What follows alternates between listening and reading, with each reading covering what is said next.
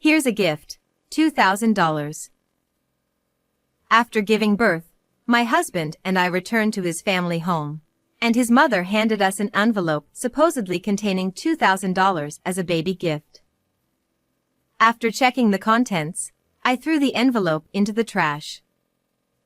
This was the final straw after enduring daily disparagement from my mother-in-law and senior employees.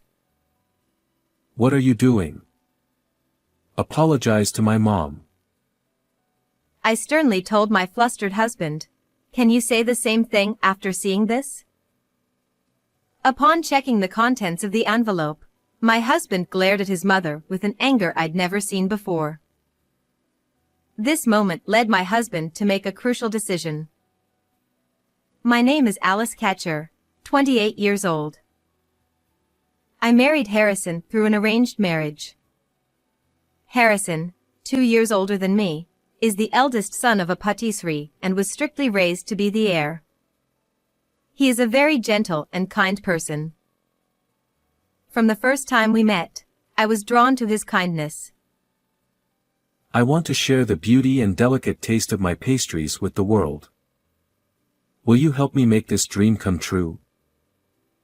Harrison said this and gave me a pastry that he made in my image instead of an engagement ring.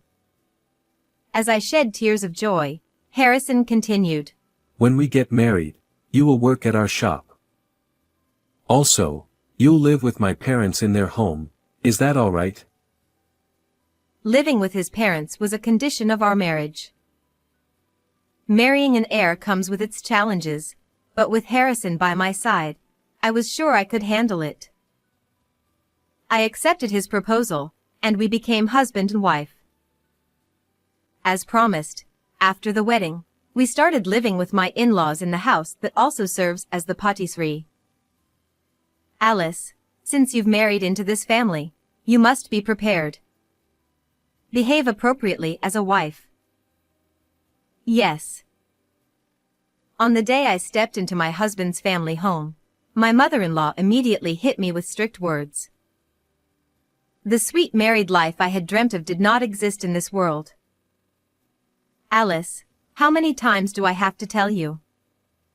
Learn our customs properly. As the daughter-in-law, you need to be more aware of your actions. It's such a burden for your mother-in-law to have to deal with someone as troublesome as you. Every day, I was belittled by my mother-in-law and senior female employees. My father-in-law was quiet and didn't speak much, but whenever he was around, the tension would peak, making me so nervous that I would make mistakes. Seeing this, my father-in-law would openly sigh at me.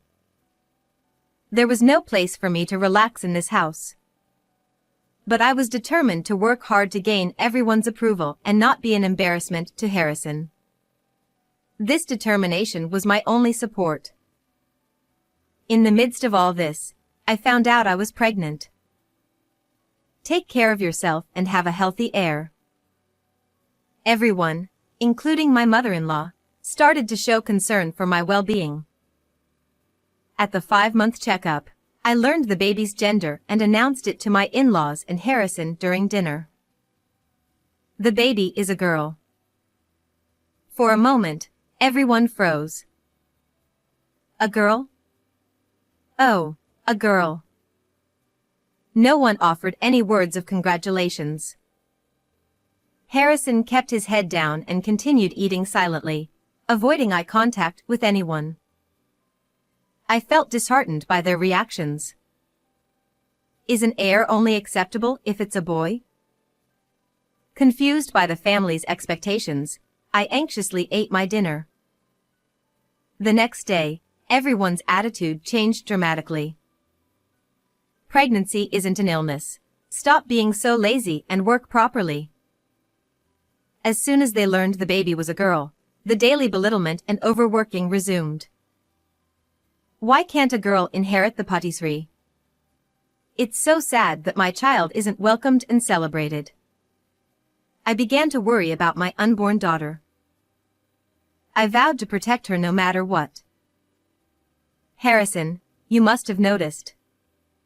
Since I married into this family, I've been belittled every day by your mother and the senior employees. Now that they know the baby is a girl, their treatment is unbearable.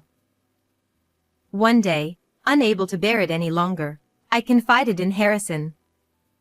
He looked troubled. I'm sorry, Alice. I'm still in training and don't have the right to oppose my family. Please endure it. Once you get better at your work, they'll stop criticizing you. I'm happy with our baby whether it's a boy or a girl. Please take care of yourself. With these words, he quickly headed to the bath. Though Harrison showed some concern for my well-being, I was disappointed by how unreliable he seemed. However, I touched my belly and told myself, I can't let this get me down. I'm going to be a mother. I have to be strong for my child. With renewed determination, I endured the mistreatment and belittlement alone, dreaming of the day my baby would be born healthy. In my in-laws' house, I was mainly responsible for preparing dinner. When buying ingredients, I would pay for them first and then get reimbursed by my mother-in-law after showing her the receipts. This system meant that I couldn't buy what I wanted without her scrutinizing the receipts. However, after becoming pregnant, I often craved sour and sweet things. Should I buy it? But I don't want to hear more snide remarks from my mother-in-law. Despite this internal struggle during shopping, I never had the courage to buy what I wanted. One day, my craving for something sweet became unbearable. I couldn't resist any longer and asked Harrison in the workshop, I'm craving something sweet because of the pregnancy. Could I have some scraps if there are any? Sure, wait a moment. Harrison discreetly wrapped some leftover scraps in plastic wrap and handed them to me. Thank you. Just then, my mother-in-law appeared. What are you doing here, Alice? She looked at the scraps in my hand. How disgraceful. This is a workshop for professionals. You are not allowed in here anymore. She took the scraps and chased me out of the workshop. One day, when I opened the refrigerator to prepare dinner, I found it stuffed with high-end ingredients like expensive beef. I asked my mother-in-law for permission to use them. Can I use the food in the fridge? What are you talking about? Those are for Cindy, who's coming back the day after tomorrow. Don't touch them. Cindy is Harrison's sister, who married a farmer. She was 3 months pregnant and returning home because of severe morning sickness. 3 months pregnant and returning home? At 7 months pregnant, I've been told, pregnancy isn't an illness. Despite my feelings, thinking about it only made me more miserable. I pulled myself together and prepared dinner with other ingredients. When Cindy came home, my mother-in-law was in high spirits all day. Having opposed Cindy's marriage to a farmer, my mother-in-law was overjoyed to have Cindy back home. I'll make dinner today, Alice. Why don't you go for a walk and relax? Unusually kind, my mother-in-law's offer was rare. Normally, evenings were busy, so I took her up on the offer to enjoy a leisurely walk. Oh, the sky is so high. Looking up at the sky for the first time in a while, it was a calming red, enveloping me in warmth. As I placed my hand on my belly, I felt the baby move. Mommy will work hard for you. Stay healthy and come out soon. I whispered to my unborn child. The smell of steak greeted me when I returned home. As I approached the living room, I heard voices from inside.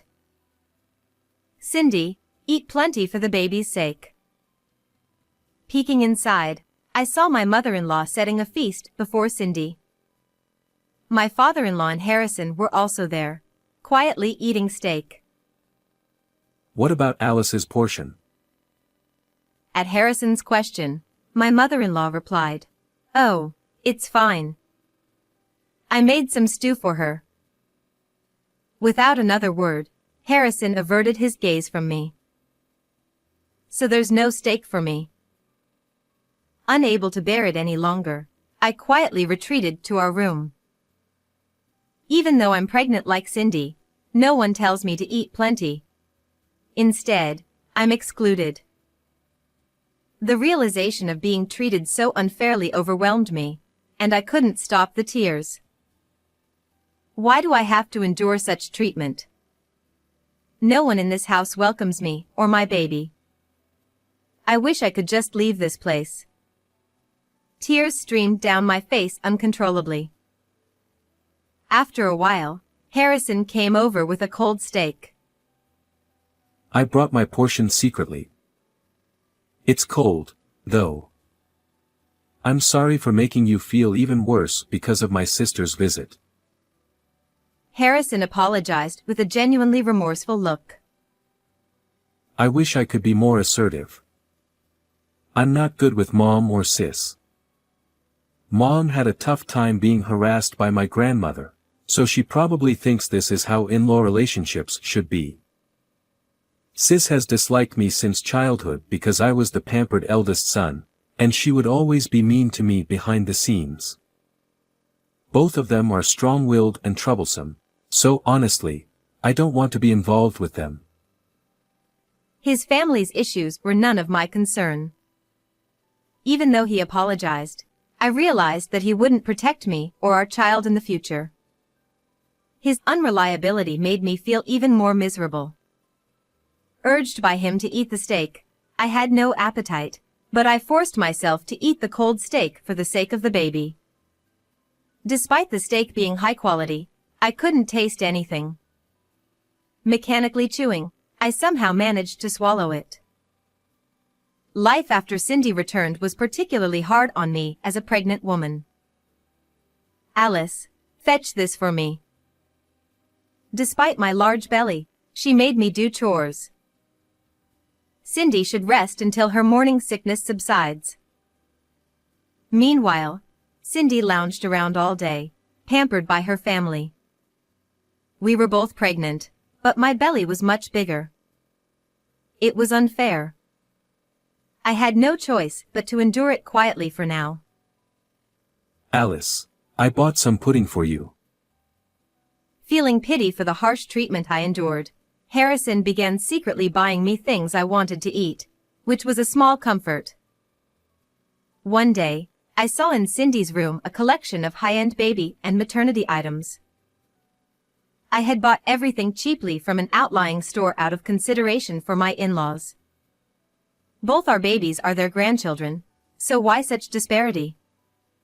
Trying not to dwell on it, I still felt deeply saddened.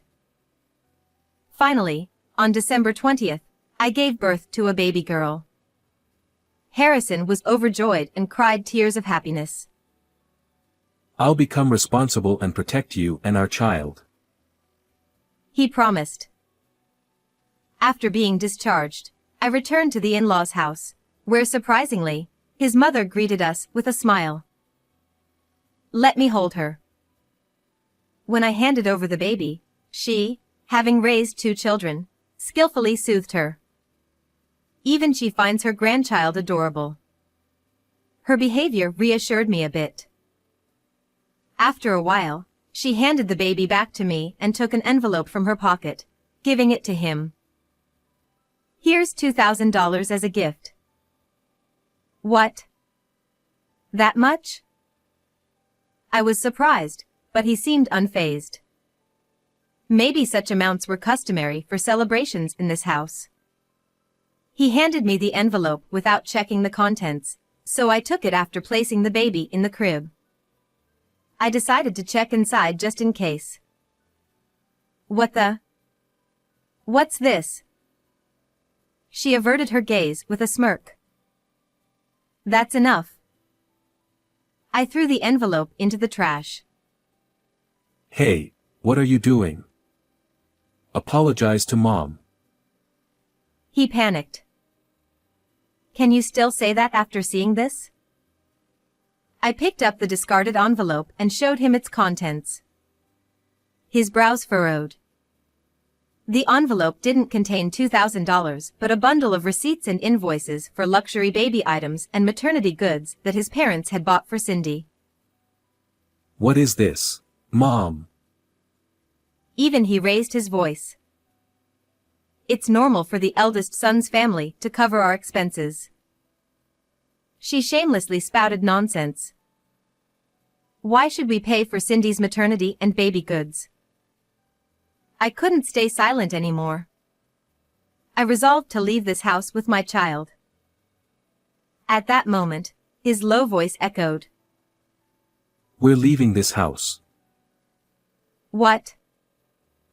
The room fell silent, and everyone, including me, looked at him. He glared at his mother with a rage I'd never seen before. What do you think we are?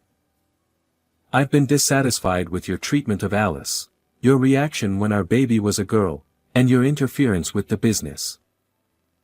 I endured it because I wanted to become capable enough to manage the patisserie. But I've reached my limit. We're leaving. I won't take over the store. Thank you for everything. He bowed deeply to his parents. Shocked into silence, they eventually left the room quietly. Alice, I'm truly sorry. I'll protect you and our child from now on. I decided to leave without consulting you, but will you stay with me? His usual gentle face had returned. Yes. Thank you for protecting us. We'll face everything together as a family. The next day, he immediately started looking for a new place, and within a week, the three of us began a new life. The new apartment was small, but it was a peaceful and happy space for me. Eat well and rest whenever you can. And surprisingly, the new place was just a 5-minute walk from my parents' house. Harrison is wonderful. It's rare for someone to admit their weaknesses and ask for help. According to my mother, he had explained and apologized to my parents that night, asking for their support. Always rely on us. We're thrilled to have you close by. Her kindness brought me to tears. Meanwhile, his mother sometimes asked him to bring the baby to visit, but he only sent photos. After discussing it, we decided it was best to keep some distance from his parents for a while, and we kept our new address secret. Thanks to that, we had peaceful days. Alice, we're running out of diapers. I'll go buy some. He actively helped with chores and childcare, and we cherished our modest happiness every day. I want to start a business. One day, he told me this. Drawn to the allure of sweets since childhood, he hadn't given up on working with them, even after giving up on inheriting the family business. He still dreamed of sharing the beauty and delicate taste of sweets with the world. He decided to start an online sweets company. Inspired by him, I also wanted to help fulfill his dream. Utilizing my brief experience with the in-laws bakery, I brainstormed ideas while managing housework and childcare. Look at the pretty sweets Daddy made. One day, he showed our child his sweets. Although our baby couldn't eat them, they were mesmerized by the gentle colors and giggled excitedly. Seeing this, I had an idea. How about making sweets that even babies can eat? Envisioning the baby's smile, I shared the idea with him. That's a great idea. He embraced the concept.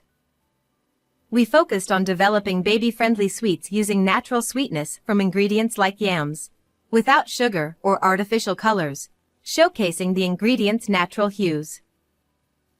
Within 3 months, we created the envisioned product. Initially, we placed it in a friend's patisserie to gauge customer reactions, and it was surprisingly well received, praised as perfect for birthday parties. Encouraged, we began selling online, and it quickly became a hit.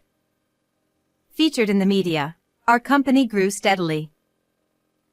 As the business flourished, we were fully occupied with childcare and work, but by the time our daughter turned 2, the company had stabilized, generating consistent income. With more stability, I began thinking about his family.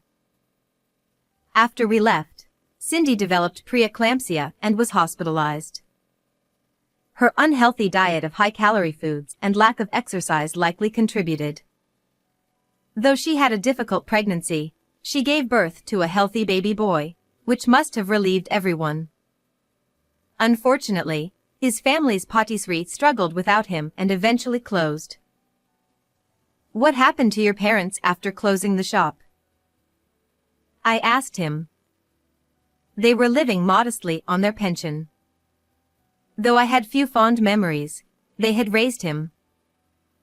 2 years had passed since we left the in-laws' house, and as my anger subsided, I discussed with him the idea of giving them $2,000 each as a birthday present. This amount came from what his mother had mentioned as a birth gift. I wasn't sure if she remembered, but if she did, I hoped it would prompt her to reflect. Later, we received a call informing us that the money had arrived, and they were very pleased. While we weren't ready to visit yet, I believed time would heal things. As long as we lived with dignity, things would eventually improve. Parenting was still challenging, but with the support of my parents, I could work on our confectionery business with him. Mom, is this my candy? Yes, Daisy. Aren't the petals beautiful? Do you like it? Delicious. I'm happy. She put her hands on her cheeks, showing a very happy expression. This was a candy we developed for 1-year-olds that melts in the mouth without chewing. It was shaped like the petals of the flower daisy, after our daughter's name. I hoped this candy would bring smiles to everyone, just like our daughter does. Mommy say, "Ah," for me. She placed the candy in my mouth, and its gentle sweetness melted away. I love your face when you eat candy, Mommy. I wished that such happy moments would come to people worldwide as they enjoyed our sweets. How did you enjoy today's story? Please don't forget to subscribe to our channel. See you in the next video.